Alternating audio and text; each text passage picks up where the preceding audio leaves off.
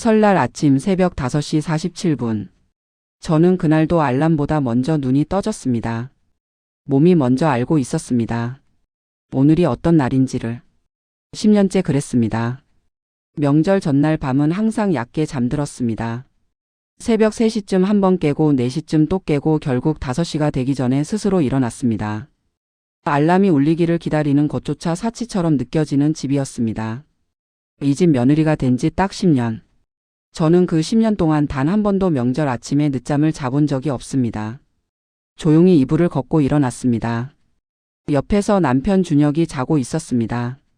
고른 숨소리를 내며 깊이 자고 있었습니다. 저는 그 숨소리를 잠깐 들었습니다. 부러웠습니다. 그 잠이. 아무 걱정 없이 명절 아침에 저렇게 잘 수 있다는 것이. 화가 나지 않았습니다. 그냥 부러웠습니다. 화가 날 힘도 오래전에 소진됐습니다. 주방으로 갔습니다. 불을 켰습니다. 차가운 타일 바닥이 맨발에 닿았습니다. 손을 씻고 앞치마를 두르고 냉장고를 열었습니다. 어젯밤에 손질해둔 재료들이 가지런히 들어 있었습니다. 동태, 애호박, 두부, 소고기, 김치. 전 재료들이었습니다.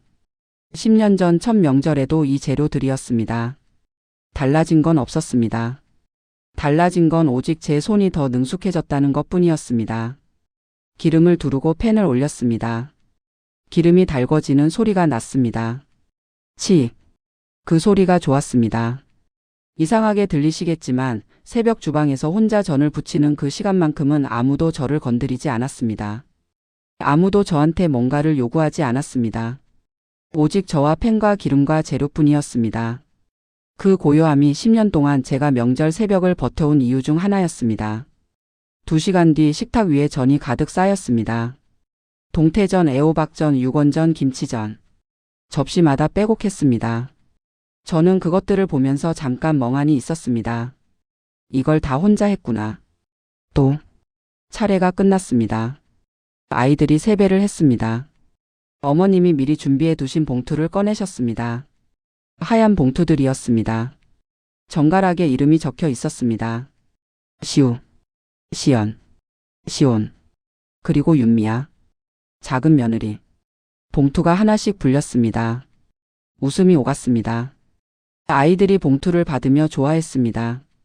그런데 제 이름은 불리지 않았습니다. 처음엔 실수라고 생각했습니다. 잠깐 기다렸습니다. 어머님이 안쪽 주머니를 다시 확인하시려나 싶었습니다. 하지만 봉투는 더 이상 나오지 않았습니다. 어머님은 자연스럽게 봉투를 정리하셨습니다. 그리고 말씀하셨습니다. 너는 따로 줄 건 없어. 그 한마디가 명절의 모든 소리를 멈추게 했습니다. TV에서 흘러나오던 트로트 소리도, 아이들이 뛰어다니는 발소리도, 부엌에서 딸그락거리던 그릇 소리도 다 멈췄습니다. 아니, 멈춘 건 소리가 아니었습니다. 멈춘 건 10년을 버텨온 제 마음이었습니다. 그 자리에 있던 사람은 모두 들었습니다. 시아버지도, 형님도, 남편 준혁도. 하지만 아무도 말하지 않았습니다. 남편은 고개를 살짝 숙였습니다. 형님은 아이를 아는 채 모른 척 창밖을 봤습니다. 시아버지는 물컵을 들어 천천히 물을 마셨습니다. 저는 웃었습니다. 아무 일도 아닌 것처럼. 괜찮아요, 어머니. 그 말이 제 입에서 나왔습니다. 괜찮지 않았습니다. 전혀 괜찮지 않았습니다. 하지만 그 집에서 10년을 살면서 저는 괜찮지 않아도 괜찮다고 말하는 법을 완벽하게 익혔습니다. 구독자 여러분, 오늘 제가 드릴 이야기는 봉투 하나에 관한 이야기가 아닙니다. 그 봉투 한 장이 무너뜨린 10년의 침묵에 관한 이야기입니다. 그리고 그 침묵 아래 오랫동안 눌려있던 한 여자가 마침내 자기 자신의 목소리를 찾아가는 이야기입니다. 이 이야기가 끝날 때쯤 여러분은 아마 이 집안의 누군가를 미워하게 될 겁니다. 하지만 또 어쩌면 그 누군가를 조금은 이해하게 될 수도 있습니다. 그것이 진짜 이야기의 힘입니다. 제 이름은 이수연입니다. 올해로 42살, 결혼한 지 꼭 10년이 됐습니다. 27에 시집 왔습니다. 그때 저는 겁이 없었습니다. 아니, 정확히는 겁이 있어도 모른 척했습니다. 사랑하는 사람 곁에 있으면 다 이겨낼 수 있다고 믿었습니다. 그 믿음이 얼마나 순진한 것인지를 깨닫는데 10년이 걸렸습니다. 남편 박준혁은 제가 만난 사람 중 가장 다정한 사람이었습니다. 처음 만났을 때 그는 30이었고 중견건설회사를 운영하는 박씨 가문의 둘째 아들이었습니다. 키가 크고 말이 많지 않았고 웃을 때 눈이 먼저 웃는 사람이었습니다. 저는 그 눈웃음에 넘어갔습니다. 그 눈웃음이 나중에 얼마나 무서운 침묵으로 변할 수 있는지는 그때 몰랐습니다. 준혁의 욕망은 단순했습니다. 아무것도 잃고 싶지 않았습니다. 어머니도 아내도 가족도 평화도 전부 잃고 싶지 않았습니다. 그 욕망이 결국 모든 것을 잃을 뻔한 원인이 됐다는 걸 그도 나중에서야 알게 됩니다. 시아버지 박동철 씨. 결혼 당시 64살. 경기도 광주에서 30년째 건설업을 해온 이 지역 유지였습니다. 말수가 적고 눈빛이 날카로운 분이었습니다. 저를 칭찬하신 적도 없고 직접 비난하신 적도 없었습니다. 그냥 없는 사람처럼 대하셨습니다. 처음엔 그게 편했습니다. 나중엔 그게 가장 무서운 형태의 무시라는 걸 알게 됐습니다. 이분의 두려움은 하나였습니다. 자신이 쌓아 올린 것들이 무너지는 것. 그래서 모든 감정을 안으로 눌렀습니다. 그 눌림이 가족 전체에 스며들었습니다. 시어머니 오말순 씨. 결혼 당시 62살. 키가 작고 목소리가 크고 무엇이든 자기 기준이 명확한 분이었습니다. 잘못된 것을 잘못됐다고 정확하게 짚어내는 분이었습니다. 문제는 그 기준이 항상 저를 향해 있었다는 것입니다. 이분의 욕망은 큰아들 가족을 지키는 것이었습니다. 그리고 작은 며느리인 제가 강해질수록 그것이 위협이 된다고 느끼셨습니다. 그 두려움이 수많은 방식으로 표현됐습니다. 봉투가 그 마지막 표현이었습니다. 큰아들 박준성 씨. 결혼 당시 35. 과묵하고 무뚝뚝했습니다. 표정 변화가 없어서 기쁜지 화났는지 알 수가 없었습니다. 저한테 나쁘게 대한 적은 없었습니다. 하지만 제 편도 아니었습니다. 이분의 욕망은 형으로서의 자리를 지키는 것이었습니다. 집안의 장남. 그 자리에서 밀려나는 것이 가장 두려웠습니다. 큰며느리 최윤미 씨. 결혼 당시 33. 강남 쪽 부동산업을 하는 집 딸이었습니다. 항상 옷을 잘 차려입었고 말이 고왔습니다. 하지만 눈이 달랐습니다. 무엇이든 계산하는 눈이었습니다. 이분의 욕망은 이 집안에서 자기 자녀들의 미래를 확보하는 것이었습니다. 저한테 친절하게 대한 것도 때론 저를 이용한 것도 다 그 욕망 안에서 움직인 것이었습니다. 나쁜 사람은 아닙니다. 하지만 같은 편도 아니었습니다. 그리고 저. 이수연. 시집 온 지 10년. 아이는 없습니다. 이 집에서 10년 동안 무엇이었느냐고 물으신다면 저는 이렇게 대답하겠습니다. 일은 하지만 자리는 없는 사람이었습니다. 며느리라는 이름을 갖고 있지만 가족이라는 느낌을 한 번도 받아본 적 없는 사람이었습니다. 저의 욕망은 인정이었습니다. 처음엔 그랬습니다. 하지만 나중에 깨달았습니다. 제가 원했던 건 인정이 아니라 존중이었다는 것을. 그 두 가지의 차이를 깨닫는데 10년이 걸렸습니다. 그것이 이야기의 시작입니다. 준혁과의 첫 만남은 2014년 11월이었습니다. 친구 소개로 을지로 어느 이탈리안 레스토랑에서 만났습니다. 창가 자리였습니다. 제가 조금 늦게 도착했는데 그가 먼저 와서 기다리고 있었습니다. 제가 들어서자마자 자리에서 일어섰습니다. 그리고 말했습니다. 먼저 와 있어야 하는데 늦어서 미안합니다. 남자가 먼저 사과를 했습니다. 저는 그 순간 마음이 기울었습니다. 그날 우리는 3시간을 이야기했습니다. 어릴 때 먹던 간식, 좋아하는 영화 장르, 싫어하는 날씨. 별것 아닌 이야기들이었습니다. 그런데 이상하게 지루하지 않았습니다. 시간이 어떻게 갔는지 몰랐습니다. 헤어지고 나서 집으로 돌아오는 지하철 안에서 저는 혼자 웃었습니다. 이 사람이다 싶었습니다. 6개월을 사귀고 프로포즈를 받았습니다. 준혁은 큰 이벤트를 하는 사람이 아니었습니다. 우리가 처음 만난 그 레스토랑, 그 창가 자리에서 밥을 먹다가 조용히 반지를 꺼냈습니다. 아무 말 없이 반지를 테이블 위에 놓고 저를 봤습니다. 그리고 말했습니다. 나랑 살겠어? 저는 눈물이 났습니다. 기뻐서 우는 눈물이 그렇게 뜨거운 줄 처음 알았습니다. 문제는 그 다음이었습니다. 시댁 첫 인사 자리. 오 여사가 첫 번째로 하신 질문이 있습니다. 친정이 어디야? 저는 솔직하게 말했습니다. 아버지는 소규모 인테리어 사업, 어머니는 학교 급식 영양사라고. 오 여사의 표정이 아주 미세하게 굳었습니다. 그 굳음을 저는 못 본 척했습니다. 당시엔 그냥 어색한 첫 만남이라고 생각했습니다. 하지만 그 굳음은 처음이 아니라 시작이었습니다. 결혼 준비 내내 한복 색깔부터 하객수까지 모든 것이 그분의 기준에 맞춰졌습니다. 저도 의견을 말했습니다. 하지만 반영된 건 없었습니다. 어머니가 원하시는 대로 하자는 준혁의 말에 저는 고개를 끄덕였습니다. 처음이었습니다.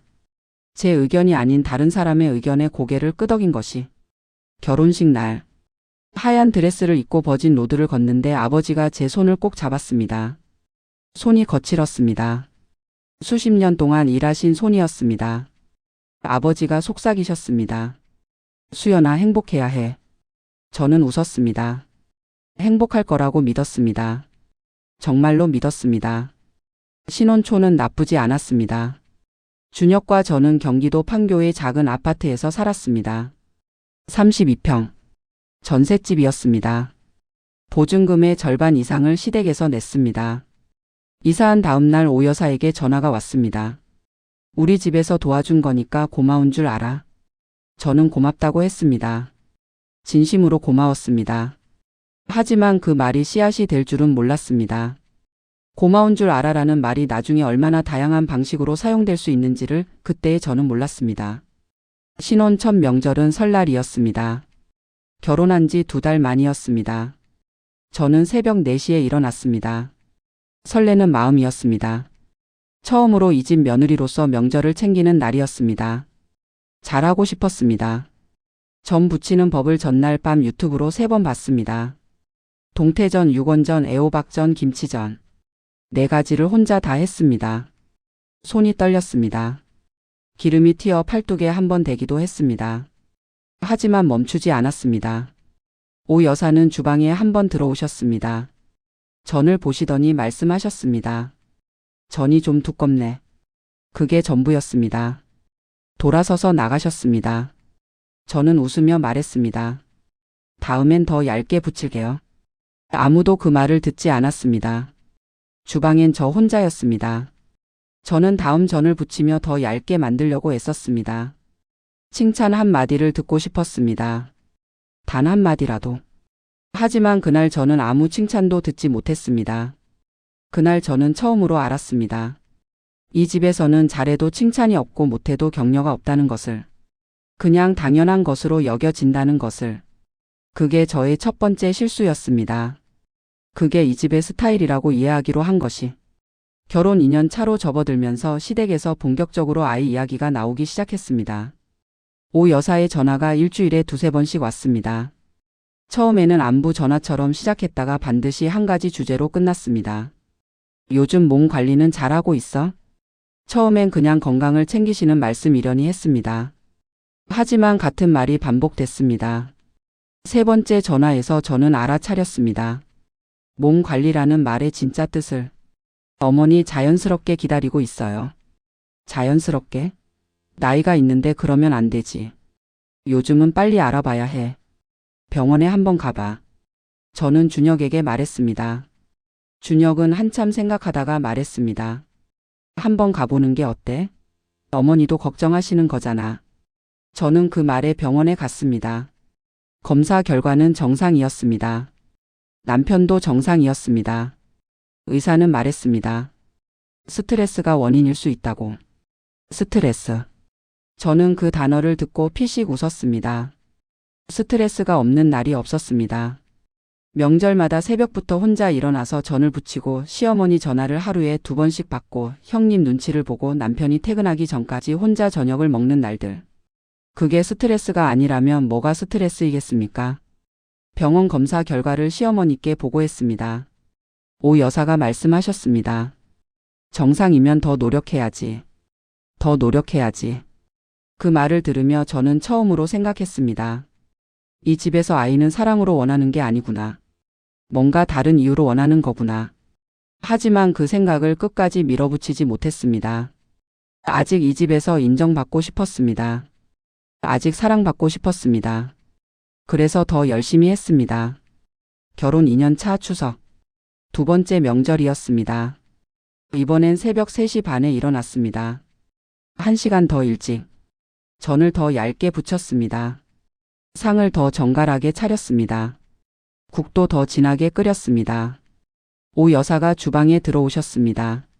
전을 보셨습니다. 이번엔 좀 얇긴 한데 국이 좀 짜네. 저는 웃었습니다. 다음엔 더 싱겁게 끓일게요. 그날 저는 혼자 주방에서 생각했습니다. 어머니가 원하시는 게 정확히 뭘까? 어떻게 하면 한 번이라도 잘했다는 말을 들을 수 있을까? 그 답을 찾으려 애쓰는 동안 저는 점점 더 깊숙이 이 집 안으로 걸어 들어가고 있었습니다. 걸어 나올 문이 어디에 있는지도 모른 채.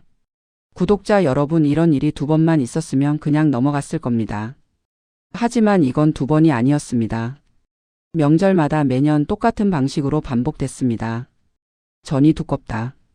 국이 짜다. 상이 좀 허전하다. 옷이 단정하지 않다. 말투가 그게 뭐냐. 10년 동안 한 번도 잘했다는 말을 듣지 못했습니다. 한 번도. 결혼 3년 차가 됐습니다. 그해 봄 오 여사가 처음으로 예고 없이 우리 집에 오셨습니다. 남편이 출장 중이었습니다. 저 혼자 있었습니다. 아침 10시였습니다. 문을 열었더니 오 여사가 서 계셨습니다. 손에 반찬 통들을 들고 계셨습니다. 준혁이 밥은 잘 먹고 있어? 준혁이 밥. 저를 걱정하러 오신 게 아니었습니다. 저는 들어오시라고 했습니다. 차를 드렸습니다. 오 여사는 차를 드시면서 집 안을 살펴보셨습니다. 천천히 꼼꼼하게.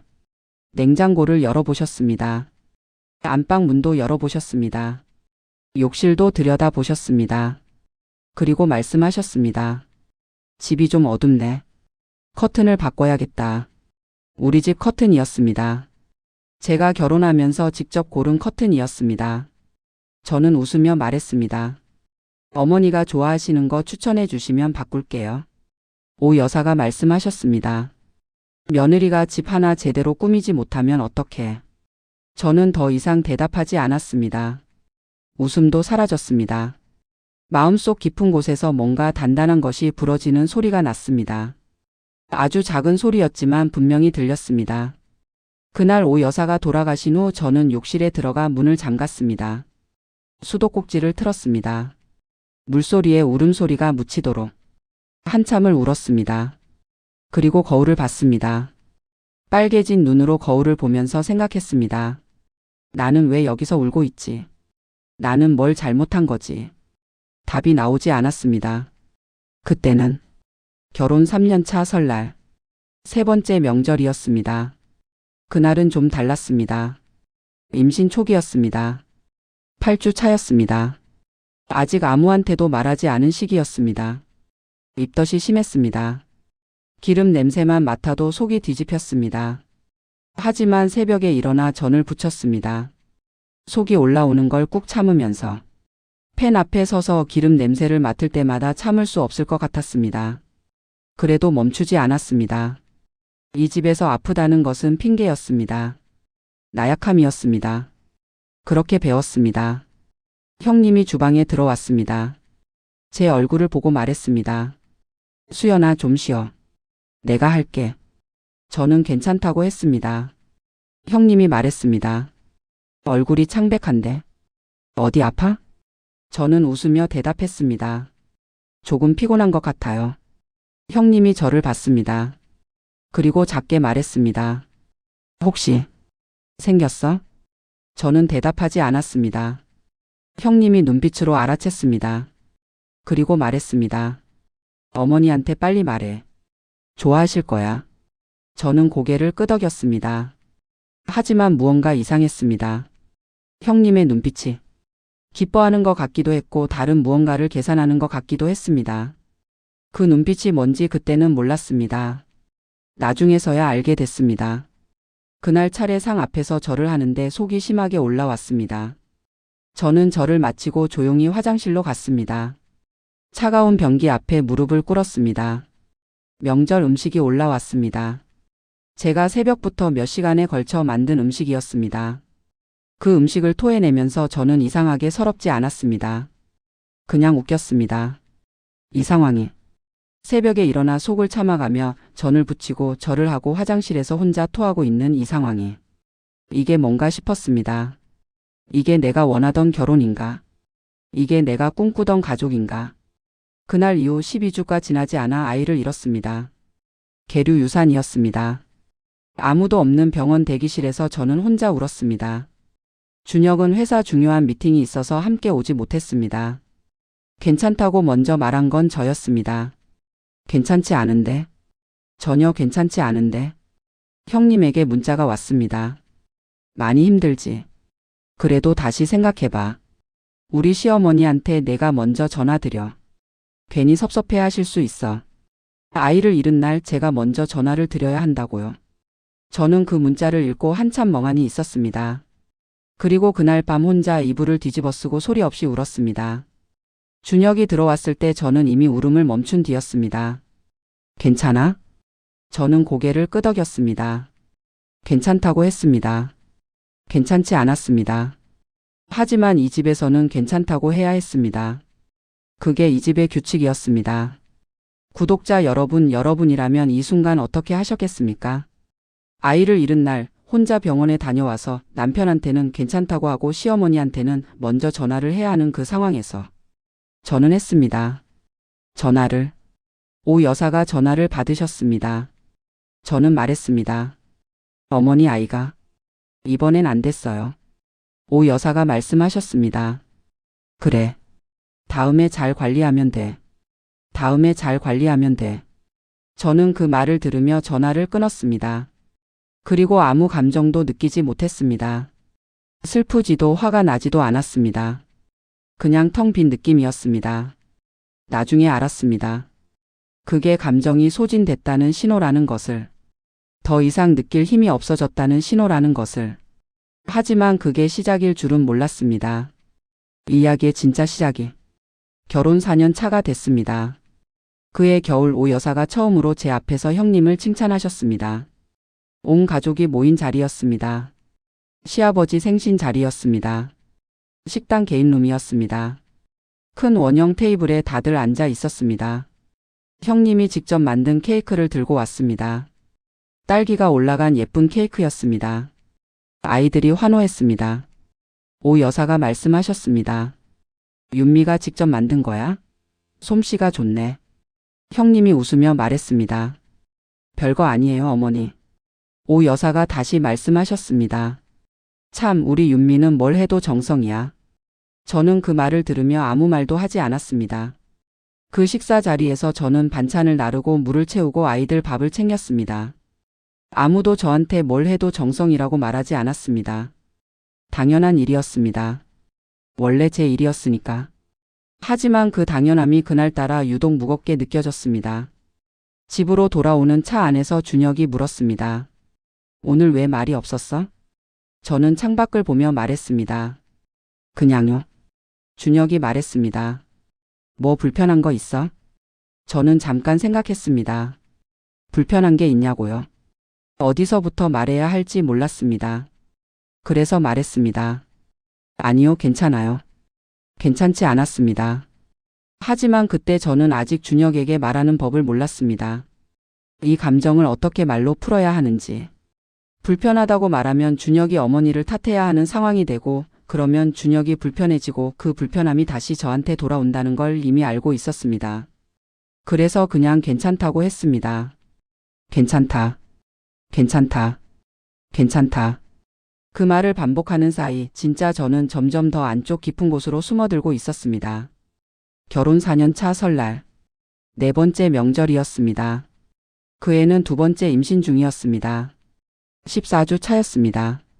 첫 번째보다 조금 더 안정적인 시기였습니다. 시어머니께는 이미 말씀드린 상태였습니다. 오 여사가 처음으로 환하게 웃으셨습니다. 이번엔 잘 관리해야지. 이번엔. 그 말 안에 지난번에 실패가 들어 있었습니다. 저는 웃으며 고개를 끄덕였습니다. 잘 관리하겠다고 했습니다. 명절 아침 새벽 4시에 일어났습니다. 배가 조금 부르기 시작한 시기였습니다. 오래 서 있으면 허리가 아팠습니다. 하지만 전을 붙였습니다. 배가 부르면 조심해야 한다고 산부인과 선생님이 말씀하셨는데 그 말이 생각났습니다. 하지만 이 집에서 조심한다는 말은 자기 자신한테 하는 말이지 시댁 명절을 빠진다는 말이 아니었습니다. 2시간을 서서 전을 부쳤습니다. 허리가 당겼습니다. 그래도 멈추지 않았습니다. 오 여사가 주방에 들어오셨습니다. 배를 보시더니 말씀하셨습니다. 그렇게 오래 서 있어도 돼? 처음이었습니다. 오 여사가 제 몸을 걱정하신 게 저는 잠깐 뭔가 따뜻한 걸 느꼈습니다. 괜찮아요, 어머니. 오 여사가 말씀하셨습니다. 저는 내가 마저 할게. 들어가 앉아. 저는 놀랐습니다. 그분이 직접 전을 부치겠다고 하신 건 처음이었습니다. 저는 앞치마를 풀고 거실로 나왔습니다. 소파에 앉았습니다. 따뜻했습니다. 이 집에서 처음으로 따뜻한 걸 느낀 날이었습니다. 하지만 그 온기는 오래가지 않았습니다. 차례가 끝나고 상을 치우는데 오 여사가 형님에게 말씀하셨습니다. 윤미야, 설거지는 수연이가 할 거니까 넌 아이들 데리고 있어. 수연이가 할 거니까. 저는 임신 중이었습니다. 방금 전까지 전 부치다가 들어가 쉬라고 하셨던 분이 설거지는 당연히 제 차지라고 하셨습니다. 저는 그냥 일어나서 설거지를 했습니다. 아무 말도 하지 않았습니다. 찬물에 손을 담그며 그릇을 닦았습니다. 차가웠습니다. 그 차가움이 손끝에서 마음까지 전해졌습니다. 그로부터 한 달 뒤 2번째 아이도 잃었습니다. 이번엔 20주였습니다. 태동을 느끼기 시작한 시기였습니다. 배 위에 손을 얹으면 아주 가끔 꼼지락거리는 게 느껴졌습니다. 저는 그 느낌이 좋았습니다. 처음으로 이 집에서 내 편이 생긴 것 같았습니다. 작고 여린 내 편이. 그 내 편을 잃었습니다. 병원에서 나오는데 다리에 힘이 없었습니다. 준혁이 옆에 있었습니다. 이번엔 함께 와줬습니다. 준혁이 제 손을 잡았습니다. 아무 말도 하지 않았습니다. 저도 아무 말도 하지 않았습니다. 주차장까지 걸어가는 내내 우리는 말이 없었습니다. 차에 타고 나서 준혁이 말했습니다. 미안해. 저는 창밖을 보며 말했습니다. 당신이 미안할 건 없어. 준혁이 말했습니다. 그래도 더 챙겨줬어야 하는데. 저는 그 말을 들으며 울고 싶었습니다. 하지만 울지 않았습니다. 울면 준혁이 더 힘들 것 같았습니다. 그래서 참았습니다. 참는 것이 배려라고 생각했습니다. 그게 2번째 실수였습니다. 오 여사한테 전화를 드렸습니다. 이번엔 준혁이 했습니다. 통화 내용을 옆에서 들었습니다. 오 여사가 말씀하셨습니다. 그래. 수연이 몸은 좀 어때? 준혁이 말했습니다. 많이 힘들어했어요. 오 여사가 말씀하셨습니다. 다음에 더 조심하면 되지. 다음에 더 조심하면 되지. 저는 그 말을 들으며 생각했습니다. 이 집에서 나는 아이를 낳아야 하는 기계구나. 잘 관리해야 하는 기계. 다음에 더 조심해야 하는 기계. 거기서부터 무언가 달라지기 시작했습니다. 아직 행동으로 드러나지는 않았습니다. 하지만 마음속 깊은 곳에서 어떤 결심이 자라고 있었습니다. 아직 씨앗이었습니다. 하지만 씨앗이었습니다. 결혼 5년 차가 됐습니다. 그 해부터 준혁이 달라지기 시작했습니다. 시아버지의 사업이 흔들렸습니다. 부동산 경기가 내려앉으면서 진행 중이던 건설 현장 2곳이 동시에 작은 문제에 부딪혔습니다. 협력업체 3곳이 대금을 요구했습니다. 은행 이자가 밀리기 시작했습니다. 시아버지가 아들 2을 불렀습니다. 준혁이 다녀와서 말했습니다. 아버지 회사에 문제가 생겼어. 내가 들어가야 할 것 같아. 저는 물었습니다. 어떻게 들어가는 거야? 지금 다니는 회사 그만두고. 저는 잠깐 말이 없었습니다. 그리고 말했습니다. 그게 내 결정이야 아니면 어머니 뜻이야? 준혁이 말했습니다. 아버지가 원하시는 거야. 당신은 어떻게 생각해? 준혁은 한참 생각하다가 말했습니다. 가족이니까. 어떻게 모른 척해. 저는 그 말에 더 이상 뭔가를 묻지 않았습니다. 그게 옳다고 생각했습니다. 가족이니까. 나도 가족이라면 그렇게 해야 한다고 생각했습니다. 하지만 준혁이 회사를 그만두는 순간 우리 생활은 송두리째 달라지기 시작했습니다. 준혁이 가업에 들어간 첫 해. 저는 새벽에 혼자 잠드는 날이 늘었습니다. 준혁의 귀가 시간이 자정을 넘기기 일쑤였습니다. 주말도 현장이었습니다. 처음엔 이해했습니다. 힘든 시기니까. 가족을 위한 거니까. 하지만 그 이해가 2년째 접어들었을 때 저는 처음으로 이게 일시적인 상황이 아니라는 걸 알았습니다. 이게 우리의 삶이 됐다는 걸. 그 사이 오 여사의 전화 패턴이 달라졌습니다. 이제 저한테 전화하는 게 아니었습니다. 준혁한테 직접 전화했습니다. 하루에 2~3번씩. 저는 그게 어떤 의미인지 처음엔 몰랐습니다. 나중에 알았습니다. 며느리를 통하지 않고 직접 아들을 관리하기 시작한 것이었습니다. 결혼 5년 차 설날. 5번째 명절이었습니다. 그의 설날은 유독 추웠습니다. 1월 말이었습니다. 영하 15도였습니다. 새벽 4시에 일어났습니다. 주방으로 갔습니다. 창밖으로 눈이 내리고 있었습니다. 고요했습니다. 저는 그 눈을 보면서 생각했습니다. 아름답다. 이렇게 아름다운 새벽에 나는 왜 혼자 주방에 서 있을까? 이것이 내가 선택한 삶인가? 이것이 내가 원하던 것인가? 답을 찾으려 하지 않았습니다. 그냥 전을 붙이기 시작했습니다. 차례가 끝나고 오 여사가 봉투를 꺼내셨습니다. 그에는 봉투에 이름이 적혀 있었습니다. 조카들 이름, 형님 이름, 그리고 작은 며느리. 저는 받았습니다. 감사하다고 했습니다. 봉투 안에는 5만 원이 들어 있었습니다. 형님 봉투엔 얼마가 들어 있는지 몰랐습니다. 알고 싶지 않았습니다. 알면 더 복잡해질 것 같았습니다. 그날 저녁 집으로 돌아오는 차 안에서 준혁이 말했습니다. 어머니가 많이 신경 쓰시더라. 저는 말했습니다.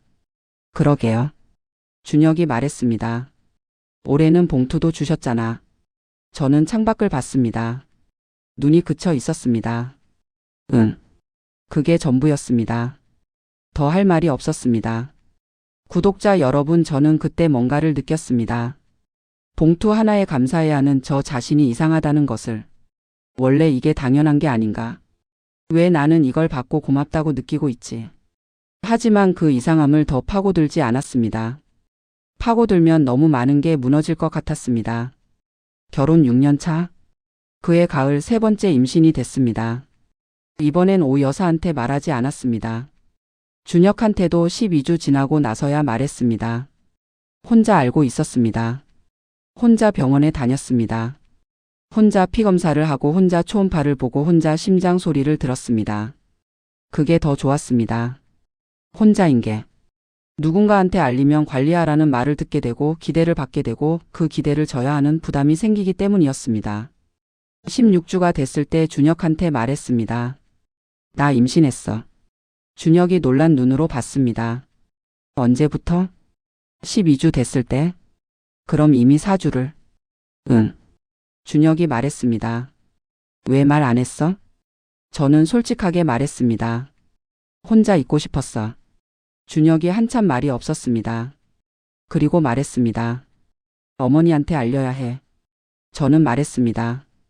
조금 더 있다가 알리자. 준혁이 말했습니다. 왜? 기뻐하실 텐데. 저는 준혁을 봤습니다. 그리고 처음으로 직접적으로 말했습니다. 준혁아, 나는 어머니한테 이 아이를 알리고 싶지 않아. 아직은. 준혁이 눈을 깜빡였습니다. 무슨 말이야? 2번 잃을 때 어머니가 하신 말 기억해? 다음에 잘 관리하면 된다고.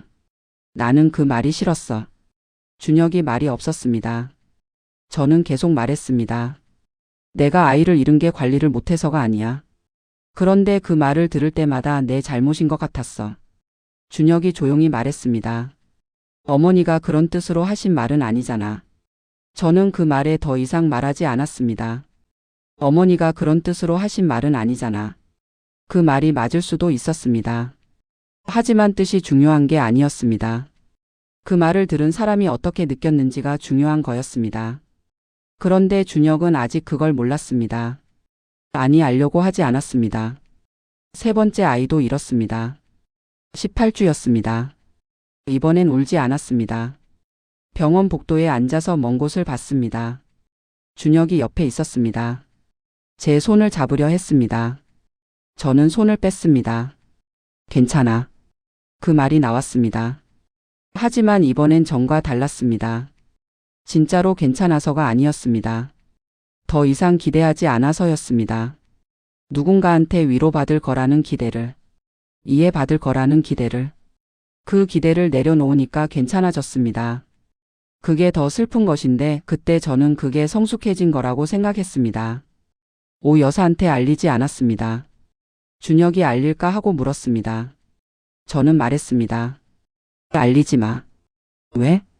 더 이상 관리 못했다는 말 듣기 싫어서. 준혁이 한참 있다가 말했습니다. 알았어. 그날 준혁이 처음으로 어머니보다 제 편을 선택했습니다. 아주 작은 선택이었습니다. 하지만 저한테는 크게 느껴졌습니다.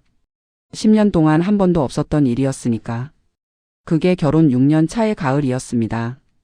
결혼 7년 차. 사업이 안정됐습니다. 준혁은 여전히 늦게 귀가했습니다. 하지만 귀가 후 저와 보내는 시간이 조금씩 늘었습니다. 우리는 종종 밤늦게 소파에 앉아 TV를 봤습니다. 말은 없었지만 나쁘지 않았습니다. 평화로운 것 같기도 했습니다. 하지만 명절이 되면 달라졌습니다. 결혼 7년 차 설날. 7번째 명절이었습니다. 그 해도 새벽에 혼자 일어났습니다. 그 해도 전을 혼자 부쳤습니다. 그 해도 차례상을 혼자 차렸습니다. 그리고 그 해도 가장 먼저 치우기 시작한 건 저였습니다. 차례가 끝나고 봉투가 나왔습니다. 그 해엔 형님한테만 봉투를 주셨습니다. 아이들 것도 없었습니다. 오 여사가 말씀하셨습니다. 올해는 좀 힘들어서. 아이들 건 나중에 따로 줄게. 저는 고개를 끄덕였습니다. 뭘 기대하고 있지도 않았습니다. 집으로 돌아오는 차 안에서 준혁이 말했습니다. 수연아. 저는 말했습니다. 응. 준혁이 한참 말이 없었습니다. 그리고 말했습니다. 나 요즘 너한테 너무 소홀한 것 같아. 저는 창밖을 봤습니다. 도로가 한산했습니다. 설날이라 차가 없었습니다. 바쁘잖아. 바빠도 그건 핑계지. 저는 준혁을 봤습니다. 그가 핸들을 잡고 앞을 보고 있었습니다. 옆모습이 피곤해 보였습니다. 저는 말했습니다. 괜찮아. 준혁이 말했습니다. 진짜로 괜찮아? 저는 잠깐 생각했습니다. 진짜로 괜찮냐고. 그리고 처음으로 솔직하게 말했습니다. 아니. 준혁이 저를 봤습니다. 신호등 앞에서 멈춘 순간이었습니다. 뭐가 힘들어? 저는 말했습니다. 모르겠어. 다 힘들어. 준혁이 잠시 있다가 말했습니다. 미안해. 미안하다는 말을 들은 게 얼마만인지 몰랐습니다. 저는 울고 싶었습니다. 하지만 참았습니다. 또 참았습니다. 구독자 여러분, 여기서 제가 울었어야 했습니다. 준혁한테 다 털어놨어야 했습니다. 하지만 저는 또 참았습니다. 그 참음이 다음에 올 폭발을 더 크게 만들 줄은 몰랐습니다. 결혼 8년 차. 형님 최윤미 씨와의 관계가 처음으로 틀어지기 시작한 해였습니다. 형님은 항상 저한테 친절했습니다. 하지만 그 친절이 어느 날부터 이상하게 느껴지기 시작했습니다. 친절한데 뭔가 목적이 있는 것 같았습니다. 그게 뭔지 한동안 몰랐습니다. 어느 날 형님이 전화를 했습니다. 수연아, 어머니가 요즘 많이 외로워하시는 것 같아. 내가 자주 연락드리면 좋겠어. 저는 말했습니다. 저도 연락드리고 있는데요. 형님이 말했습니다. 어머니가 수연이 연락이 좀 뜸하다고 하시더라. 저는 그 말을 들으며 이상하다고 생각했습니다. 저는 일주일에 2번씩 연락을 드리고 있었습니다. 병원 동행도 제가 했습니다. 그런데 연락이 뜸하다고 하셨다고요. 나중에 알게 됐습니다. 오 여사가 형님한테 한 말은 달랐습니다. 수연이가 연락을 잘 안 한다고 하신 게 아니었습니다. 형님이 그렇게 바꿔서 저한테 전한 것이었습니다. 왜 그랬을까요? 형님의 욕망을 기억하시나요? 자녀들의 미래를 확보하는 것. 제가 시어머니의 눈 밖에 나야 형님의 자녀들이 더 유리해집니다. 그래서 형님은 저를 약하게 만드는 방향으로 조용히 움직이고 있었습니다. 나쁜 사람이라서가 아닙니다. 자기 아이들을 지키려는 본능이었습니다. 하지만 그 본능이 저를 향해 있었습니다. 그해 가을 오 여사의 건강이 처음으로 흔들렸습니다. 당뇨 수치가 올라가고 무릎이 안 좋아지셨습니다.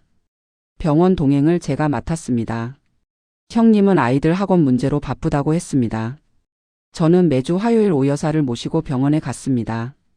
대기 시간이 평균 1시간 반이었습니다. 그 시간 동안 오 여사와 나란히 앉아 있었습니다. 오 여사는 간혹 이런 말씀을 하셨습니다. 우리 준성이 요즘 얼마나 고생하는지 알아? 저는 고개를 끄덕였습니다. 큰 며느리가 애들 키우느라 얼마나 힘들겠어. 저는 또 고개를 끄덕였습니다. 지금 이 자리에 매주 화요일 앉아 있는 사람이 누구인지는 말씀하지 않으셨습니다. 저는 묻지 않았습니다. 묻지 않는 게 습관이 됐습니다. 그의 결혼 8년 차 설날, 새벽에 일어났습니다. 전을 부쳤습니다. 차례상을 차렸습니다. 차례가 끝났습니다. 오 여사가 봉투를 꺼내셨습니다. 아이들 것, 형님 것, 그리고 저. 없었습니다. 아이들 것만 있고 형님 것만 있고 저는 없었습니다. 저는 기다렸습니다. 혹시 따로 준비하신 건가? 하지만 오 여사는 봉투를 그냥 정리하셨습니다. 형님은요? 저는 혼자 속으로 물었습니다. 소리 내지 않았습니다. 집으로 돌아오는 차 안에서 저는 준혁한테 말했습니다. 오늘 봉투 못 받았어. 준혁이 말했습니다. 알아? 저는 준혁을 봤습니다. 알면서 왜 말 안 했어? 준혁이 말했습니다. 그냥 넘기면 안 돼? 그 순간이었습니다. 그 말이 떨어진 순간 저는 뭔가가 딱 부러지는 소리를 들었습니다. 봉투가 없어서가 아니었습니다. 오 여사가 주시지 않아서가 아니었습니다. 남편이 그냥 넘기라고 해서가 아니었습니다. 그 모든 것들이 8년 동안 쌓이고 쌓여서 그 한마디에 한꺼번에 무너진 것이었습니다. 저는 창밖을 봤습니다. 아무 말도 하지 않았습니다. 남은 차 안에서 아무 말도 하지 않았습니다. 집에 도착해서도 아무 말도 하지 않았습니다. 저녁도 먹지 않았습니다. 일찍 침대에 누웠습니다. 천장을 봤습니다. 그리고 처음으로 정말 처음으로 이 결혼을 계속해야 하는지에 대해 생각했습니다. 그 생각이 들었다는 것이 저를 놀라게 했습니다. 아직 거기까지 간 게 아니었습니다. 하지만 그 생각이 들었다는 것 자체가 무언가가 임계점에 왔다는 신호였습니다. 준혁이 침대에 들어왔습니다. 자?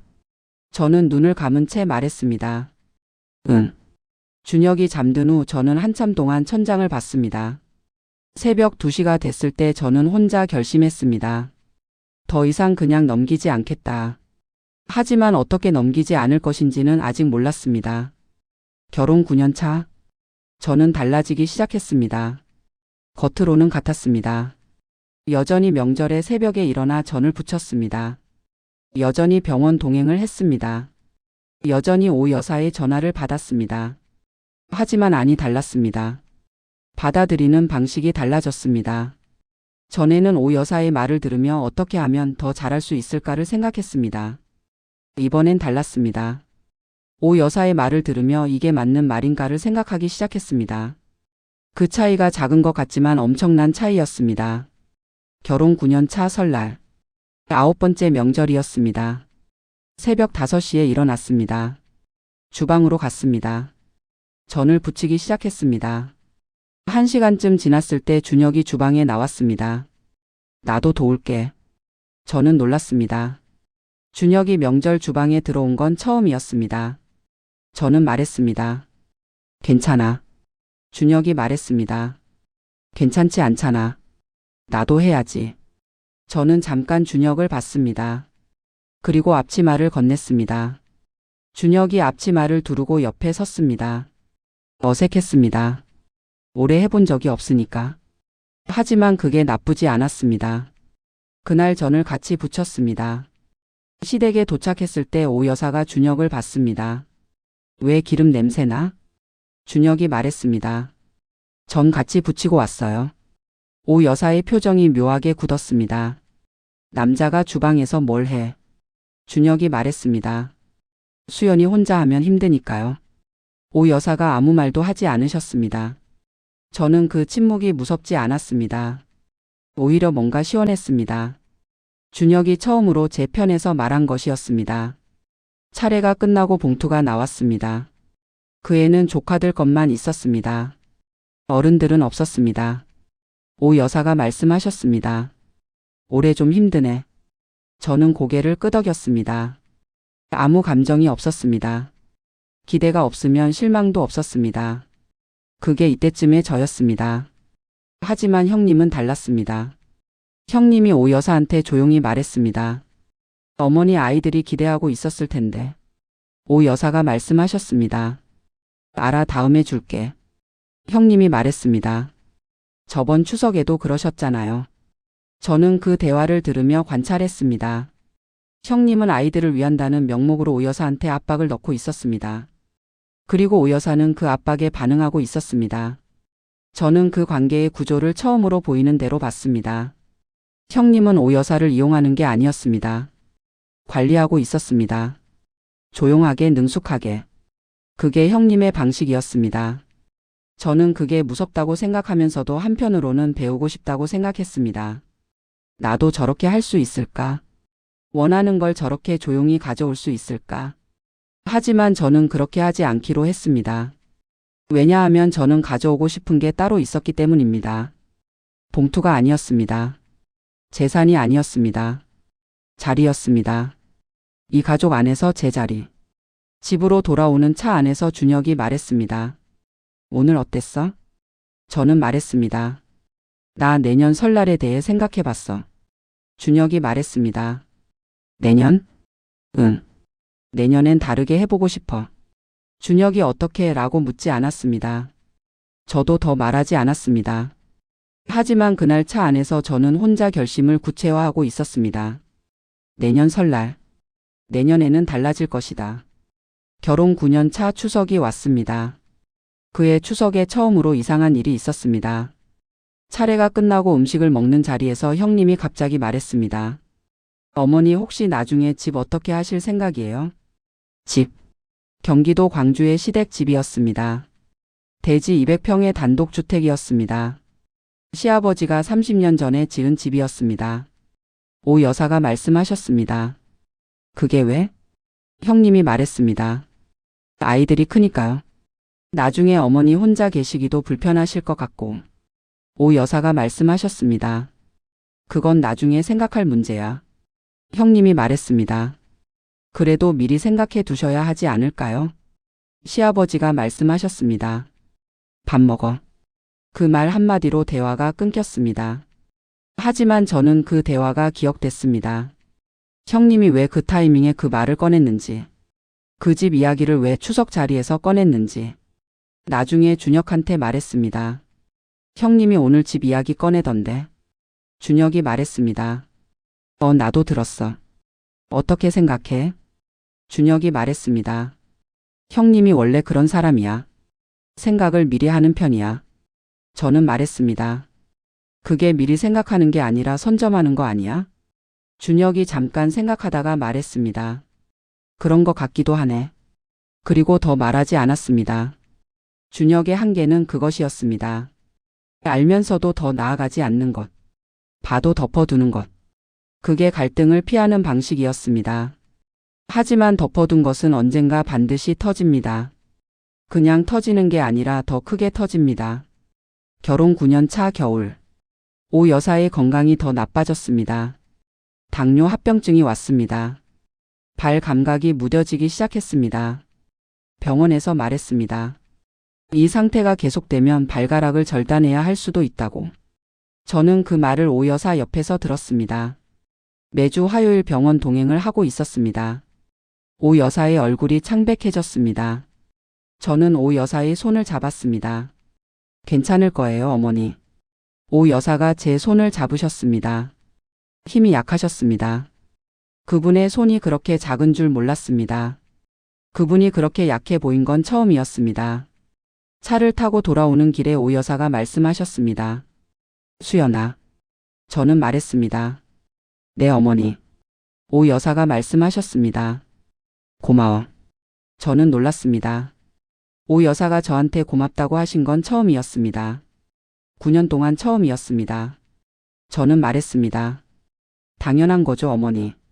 오 여사가 창밖을 보시며 말씀하셨습니다. 내가 수연이한테 많이 모질게 했지. 저는 대답하지 못했습니다. 오 여사가 계속 말씀하셨습니다. 며느리는 원래 이래야 한다고 생각했어.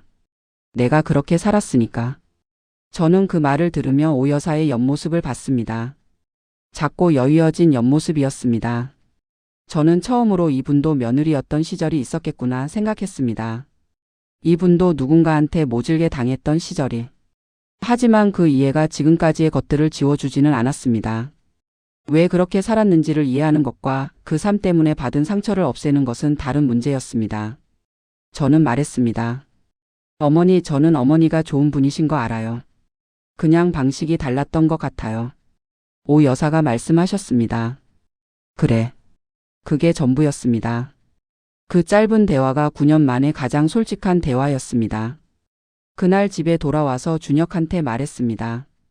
오늘 어머니가 고맙다고 하셨어. 준혁이 말했습니다. 어머니가? 응. 준혁이 말이 없었습니다. 그리고 말했습니다. 다행이다. 저는 그 말을 들으며 생각했습니다. 다행이다. 뭐가 다행인 걸까? 어머니가 고맙다고 해서 다행인 걸까 아니면 내가 아직 괜찮아서 다행인 걸까? 준혁이 정확히 뭘 다행이라고 하는지 몰랐습니다.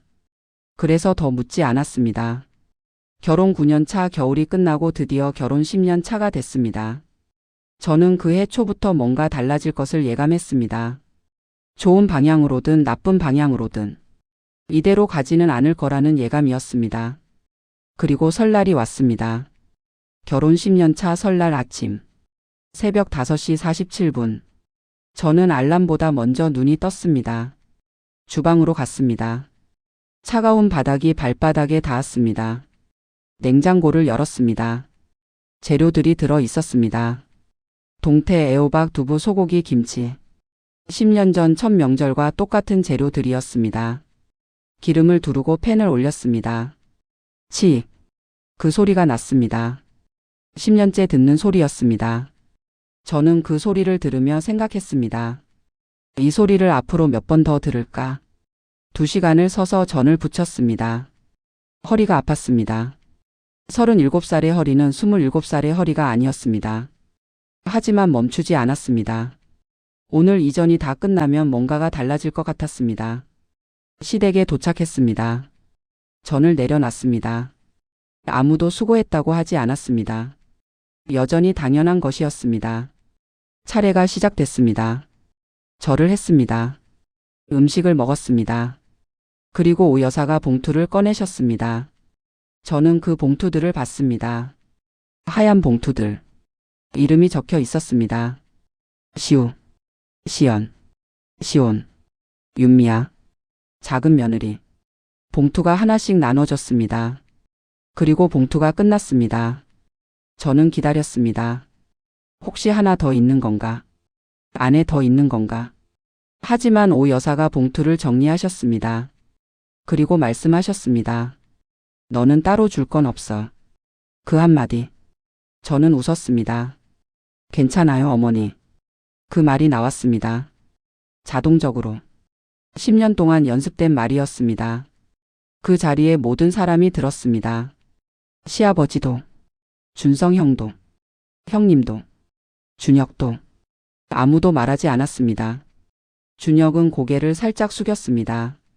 형님은 창밖을 봤습니다. 준성 형은 아이들을 봤습니다. 시아버지는 물을 마셨습니다. 저는 그 침묵 안에서 무언가가 결정되는 걸 느꼈습니다. 지금까지 10년 동안 모아온 것들이 그 순간 하나의 방향을 가리키고 있었습니다. 오늘 이 자리가 끝나면 달라진다. 그게 결심이 됐습니다. 집으로 돌아왔습니다. 아이들이 잠든 후 준혁과 둘이 남았습니다. 저는 소파에 앉았습니다. 준혁도 소파에 앉았습니다. TV가 켜져 있었습니다. 하지만 아무도 TV를 보지 않았습니다. 제가 먼저 말했습니다.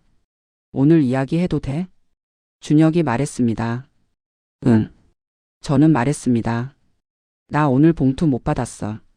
준혁이 말했습니다. 알아? 저는 준혁을 봤습니다. 알면서 아무 말도 안 했어. 준혁이 말했습니다. 어머니가 그런 뜻이 아니셨을 거야. 저는 말했습니다. 그런 뜻이 아니면 뭔 뜻이야? 준혁이 잠시 생각하다가 말했습니다. 그냥 넘기면 안 돼? 그 말이었습니다. 또 그 말이었습니다. 그냥 넘기면 안 돼. 저는 그 말을 들을 때마다 뭔가가 조금씩 끊기는 소리를 들었습니다. 오늘은 그 소리가 훨씬 크게 났습니다. 저는 말했습니다. 준혁아. 응. 나 오늘 한 가지 물어볼게. 뭐? 당신 가족 안에서 나는 누구야? 준혁이 말이 없었습니다. 저는 기다렸습니다. 준혁이 무슨 말을 할까? 잘 모르겠다고 할까? 가족이지 라고 할까? 왜 그런 말을 하냐고 할까? 준혁이 오래 침묵했습니다. 그리고 말했습니다. 그냥 넘기면 안 돼? 저는 그 말을 들으며 웃었습니다. 웃음이 나왔습니다. 슬퍼서가 아니었습니다. 이 사람이 할 수 있는 말이 그것밖에 없다는 게 너무 정확해서였습니다. 저는 말했습니다. 준혁아, 나 10년 동안 그냥 넘겼어. 준혁이 저를 봤습니다. 저는 계속 말했습니다. 첫 명절에 전이 두껍다는 말 넘겼고, 아이 잃었을 때 관리 못했다는 말 넘겼고, 형님이 나를 어머니한테 없는 말 꾸며서 전할 때도 넘겼어. 10년 동안 넘기고 또 넘겼어. 그런데 오늘 당신이 또 넘기라고 해. 준혁이 말이 없었습니다. 저는 말했습니다. 나는 이 집에서 10년 동안 밥 먹고 전 부치고 설거지하고 병원 데려다 드리고 명절마다 새벽에 일어났어. 그런데 오늘 봉투에 내 이름이 없어. 그게 그냥 넘길 수 있는 일이야? 준혁이 말했습니다. 어머니가 실수하신 거야. 저는 말했습니다. 10년 동안 매년 실수하신 거야? 준혁이 대답하지 못했습니다. 저는 일어섰습니다. 나 생각 좀 할게. 침실로 들어갔습니다. 문을 닫았습니다. 침대에 누웠습니다. 천장을 봤습니다. 새벽 1시였습니다. 저는 처음으로 울지 않았습니다. 화도 나지 않았습니다. 그냥 차분했습니다. 어떤 결심이 났을 때 사람이 차분해진다는 걸 그날 처음 알았습니다. 구독자 여러분, 그날 밤 저는 결심했습니다. 다음 명절엔 가지 않겠다. 그것이 시작이었습니다. 그리고 그 시작이 이야기를 전혀 다른 방향으로 흘러가게 했습니다. 왜냐하면 제가 안 간다고 하는 순간 이 집 안에 숨어 있던 것들이 하나씩 수면 위로 올라오기 시작했기 때문입니다. 봉투 하나가 없었던 게 아니었습니다. 10년 동안 제 자리가 없었습니다. 그리고 그 자리 없음이 이 집 안의 모든 사람이 각자의 방식으로 지켜온 것이었습니다. 시어머니는 무시로, 형님은 조용한 조종으로, 준성 형은 외면으로, 그리고 준혁은 침묵으로. 이제 그 침묵이 끝나야 할 시간이었습니다. 그로부터 열흘이 지났습니다. 저는 준혁한테 말했습니다. 다음 추석에 나는 친정에 갈 거야. 준혁이 말했습니다. 우리 집에 안 가고? 응. 준혁이 말했습니다. 어머니가 섭섭해 하실 텐데. 저는 말했습니다. 준혁아, 나도 섭섭해. 10년 동안 섭섭했어. 준혁이 잠시 말이 없었습니다. 그리고 말했습니다. 그게 어머니한테 말하는 방식이야? 저는 말했습니다. 그럼 어떻게 말하는 게 맞는 방식이야? 10년 동안 참아왔는데. 준혁이 말했습니다. 그래도 명절은. 저는 말했습니다. 명절이 뭔데? 새벽에 일어나서 혼자 전 부치고 상 차리고 설거지하고 그 다음에 봉투에 이름도 없는 게 명절이야? 준혁이 조용히 말했습니다. 내가 잘못했어. 그건 인정해. 저는 잠깐 준혁을 봤습니다. 그가 잘못했다고 말했습니다. 처음이었습니다. 잘못했다고 직접 말한 게. 저는 그 말이 조금 무너뜨렸습니다. 화가 조금 가라앉았습니다. 하지만 결심은 바뀌지 않았습니다. 저는 말했습니다. 추석에 나는 친정 갈 거야.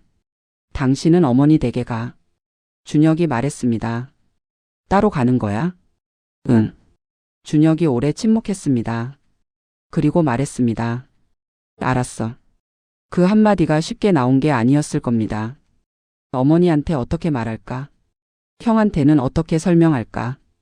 그 모든 것을 감수하고 알았어 라고 말한 것이었습니다. 저는 그게 고마웠습니다.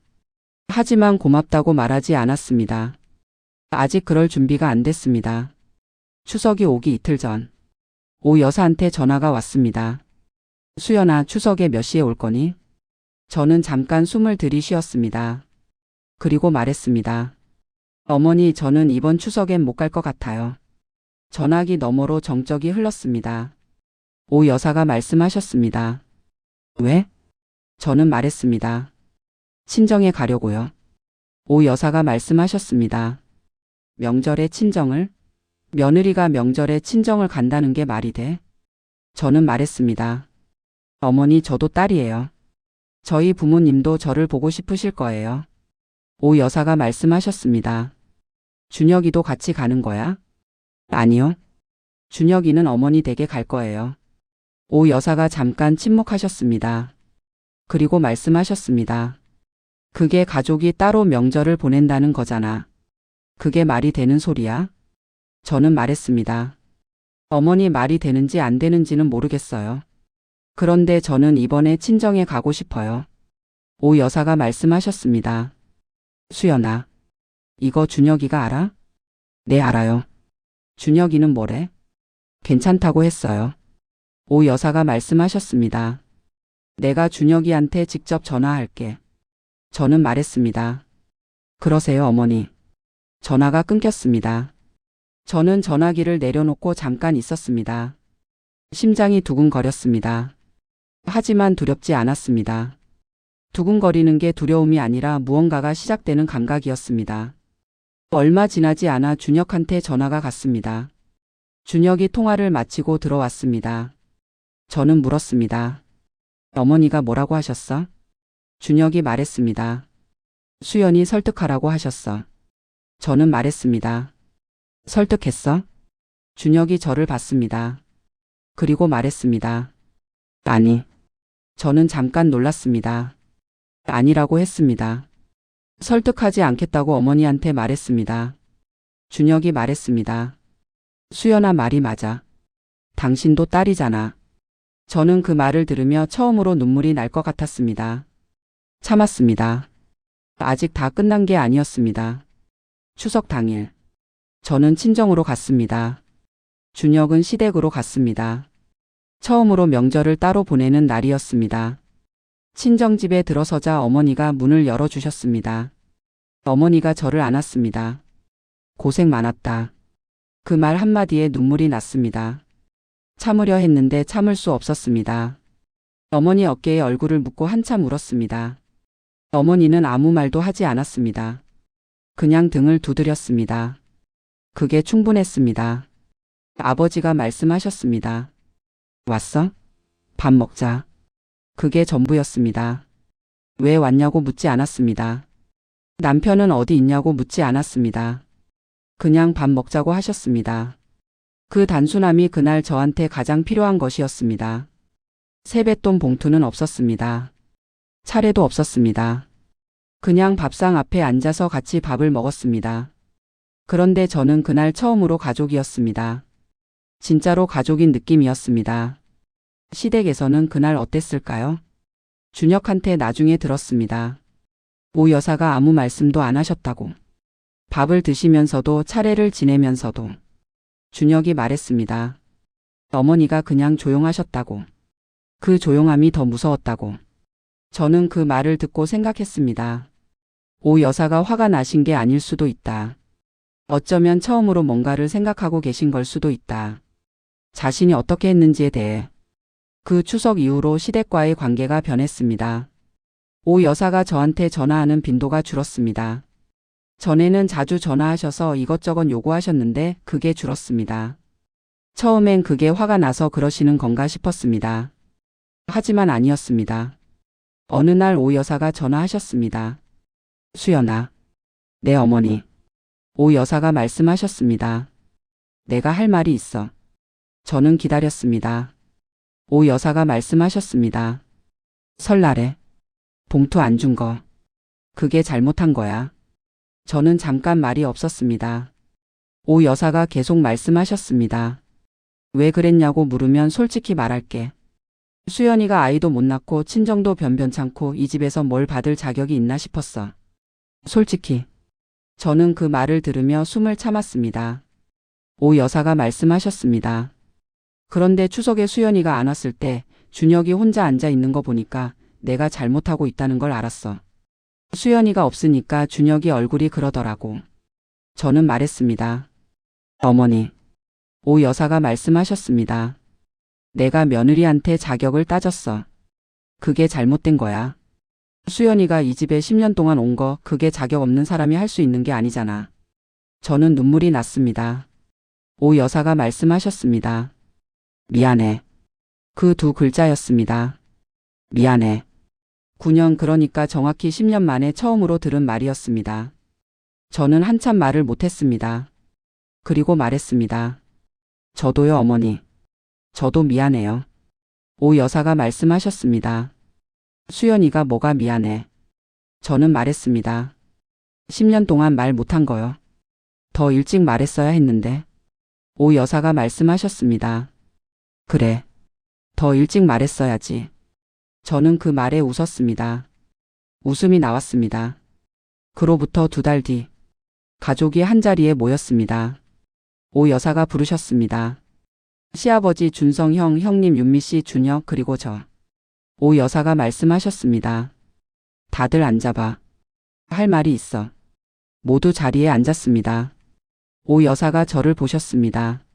수연아, 내가 먼저 할 말 있으면 해. 저는 놀랐습니다. 처음 들어온 형식이었습니다. 제가 먼저 말하라고 하셨습니다. 저는 잠깐 생각했습니다. 그리고 말했습니다. 저는 이 집에서 10년을 살았는데 한 번도 가족이라는 느낌을 받아본 적이 없었어요. 방 안이 조용해졌습니다. 저는 계속 말했습니다. 명절마다 새벽에 일어나서 혼자 전을 부쳤어요. 아이를 3번 잃을 때도 대부분 혼자였어요.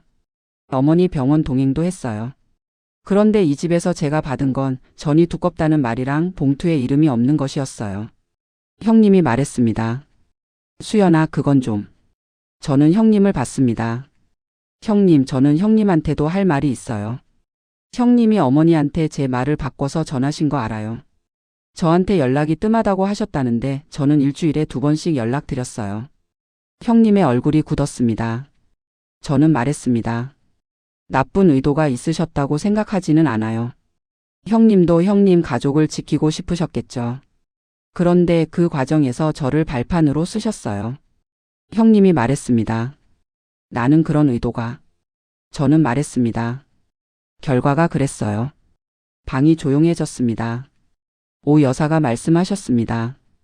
윤미야, 그게 사실이야? 형님이 잠깐 말이 없었습니다.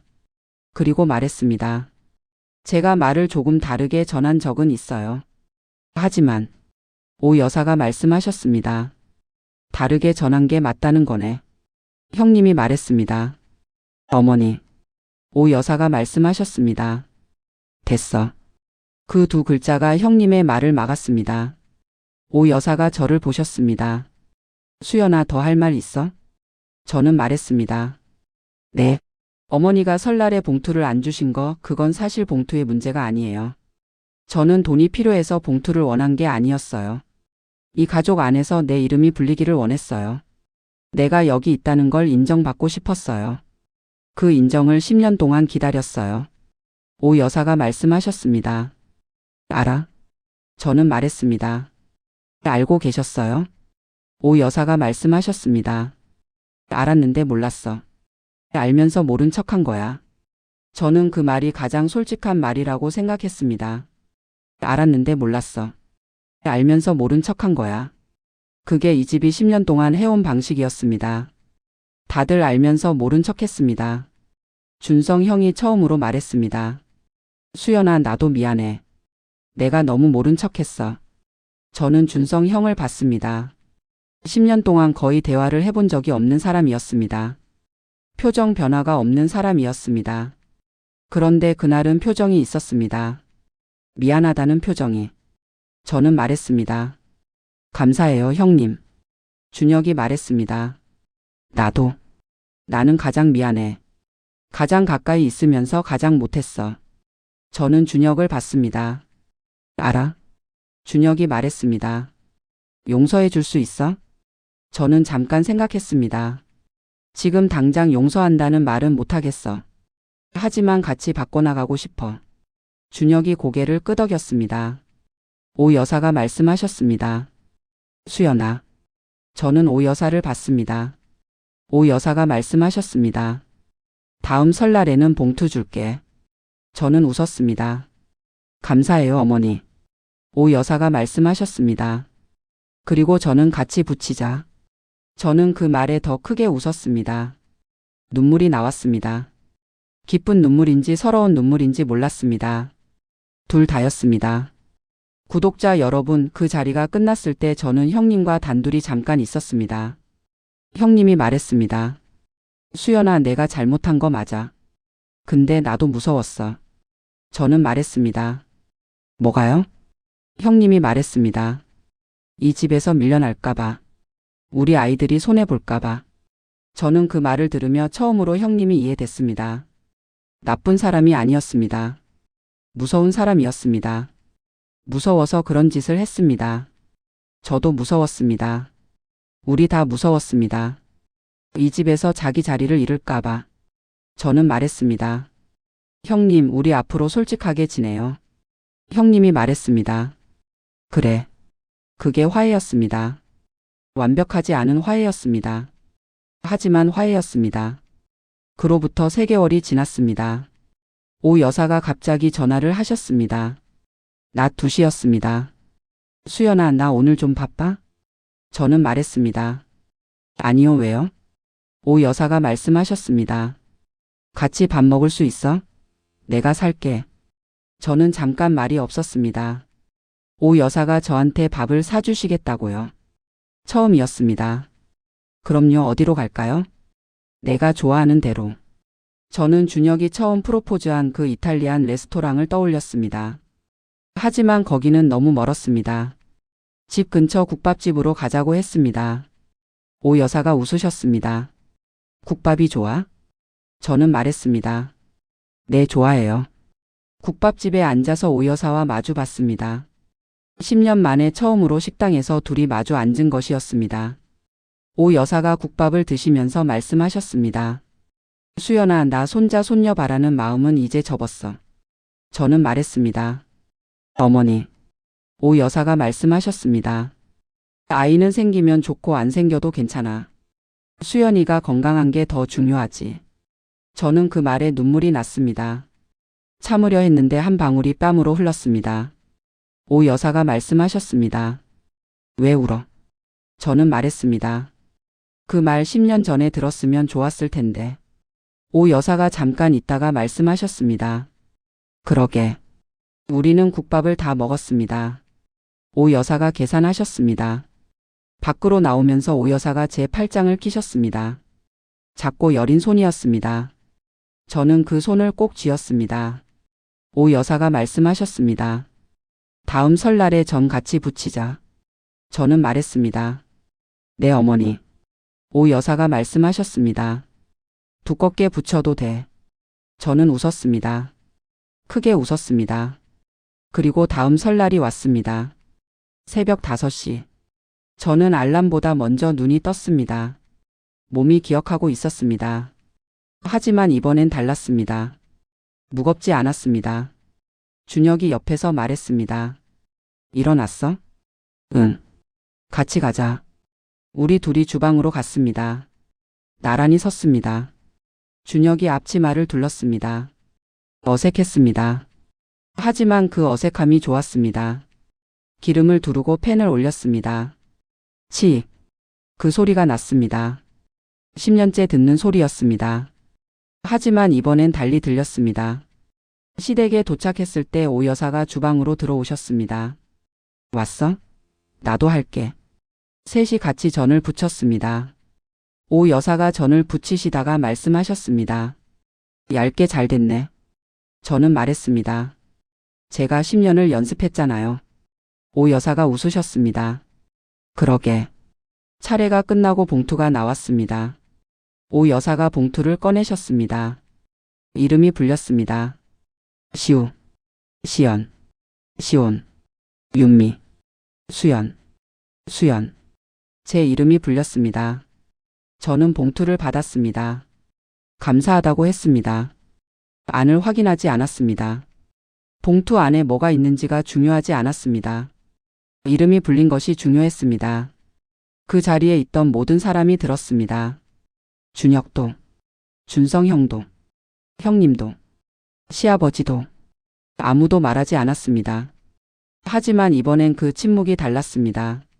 무거운 침묵이 아니었습니다. 그냥 아무 말도 필요 없는 침묵이었습니다. 구독자 여러분, 그날이 제 결혼 11년 차 설날이었습니다. 지금으로부터 3년 전 일입니다. 오늘 저는 42살입니다. 결혼한 지 14년이 됐습니다. 오 여사는 여전히 계십니다. 건강이 많이 안 좋아지셨지만 여전히 목소리가 크십니다. 이제 저를 보시면 이름을 부르십니다. 수연아. 그 두 글자가 아직도 좋습니다.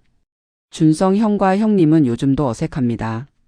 하지만 예전처럼 모른 척하지는 않습니다. 형님이 가끔 문자를 보냅니다. 짧은 문자들입니다. 잘 지내? 라든가 오늘 어머니 병원 갔어? 라든가. 그게 충분합니다. 준혁은 달라졌습니다.